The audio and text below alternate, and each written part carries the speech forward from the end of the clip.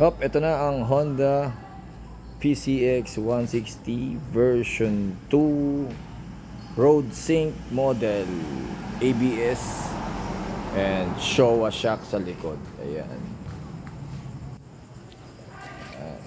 Pansinin nyo ang pagbabago. Ito yung tail light. No, dito na yung ilaw niya sa taas. Pag nag-brake ka, ito nakailaw to. Ito yung tail light, ito yung brake light. Yan yung brake light, ito yung tail light. Signal light, syempre. Reflector.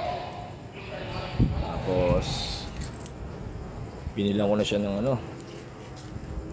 anti-pusa, kalmot pusa. Ayan.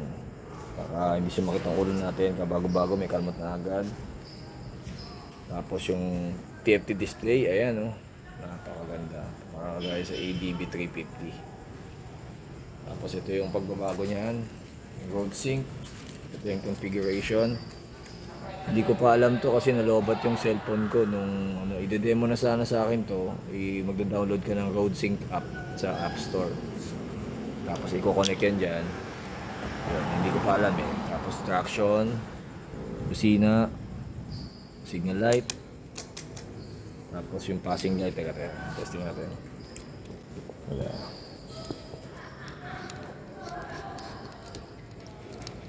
Testing na natin. Yeah. Siyempre keyless.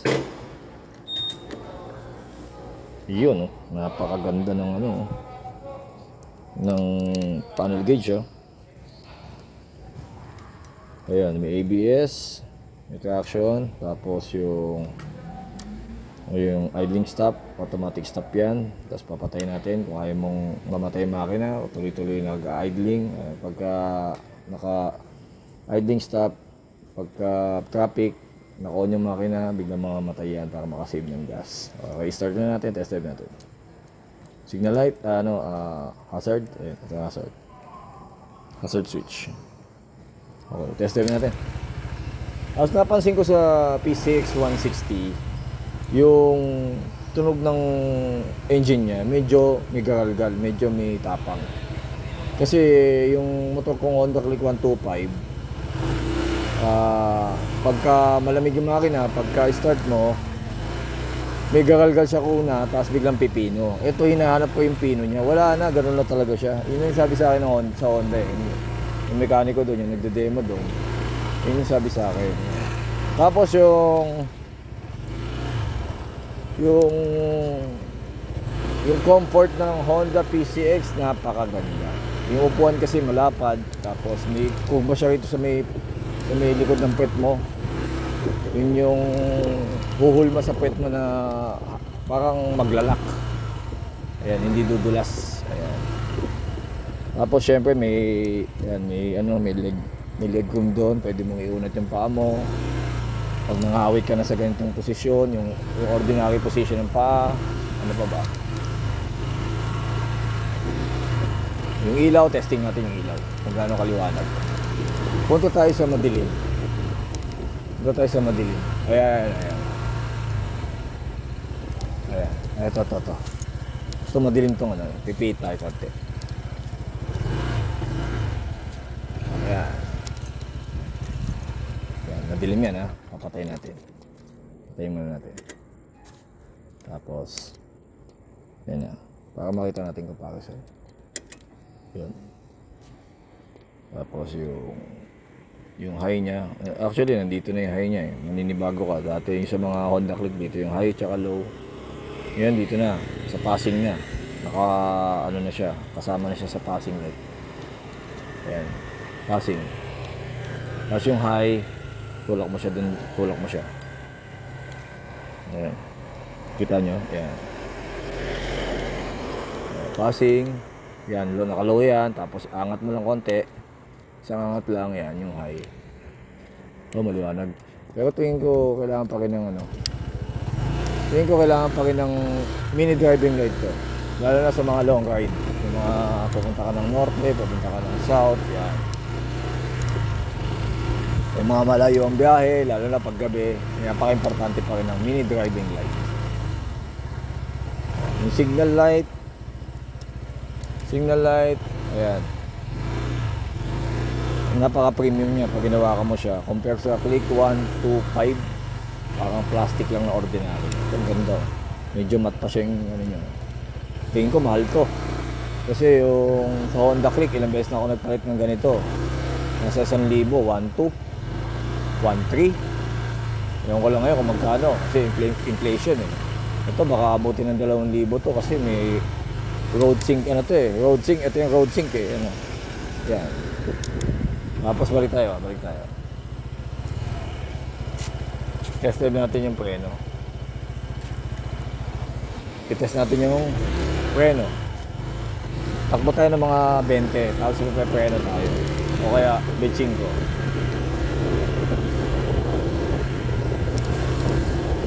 Preno sa likod. Hop. Ganda ng preno, lakas. O, preno naman sa harap.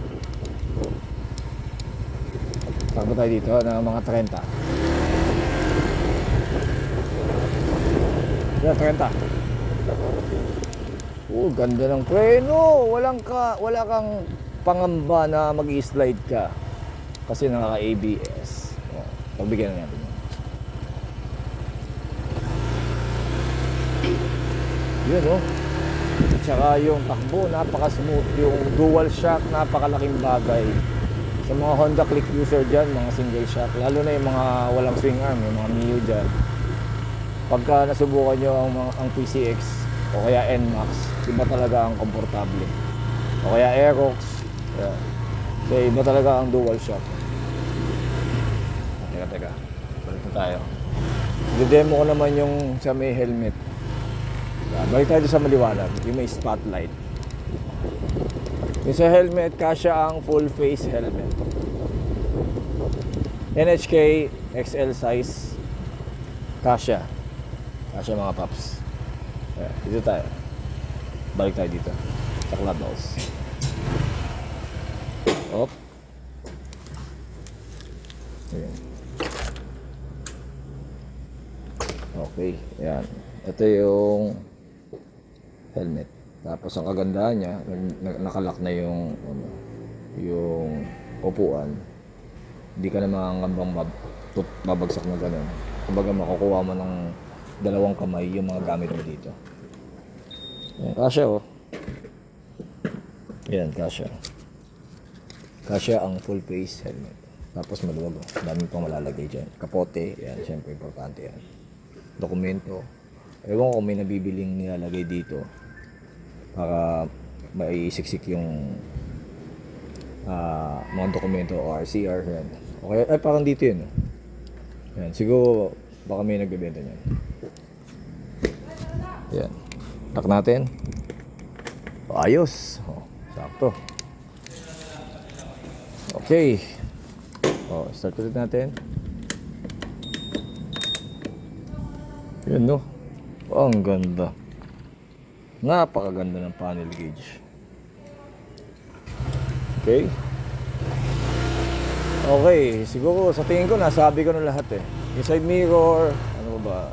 Impression ko sa side mirror parang sakto lang. Medyo maliit lang. Siguro dapat sana nilakihan konti. Tapos yung windshield, parang nabitin ako sa windshield, maliit lang. Siguro may nabibiling windshield. Tapos ang gas ko nga pala dito pula, sabi pula daw ang ikarga. Ayan. Okay, sa tingin ko hanggang dito na lang. Nasabi ko na siguro lahat. Yung yung sa road sync, hindi ko alam kasi babalik pa ako sa Honda, magpapaturo pa ako. Okay, sa tingin ko hanggang dito na lang. Maraming salamat.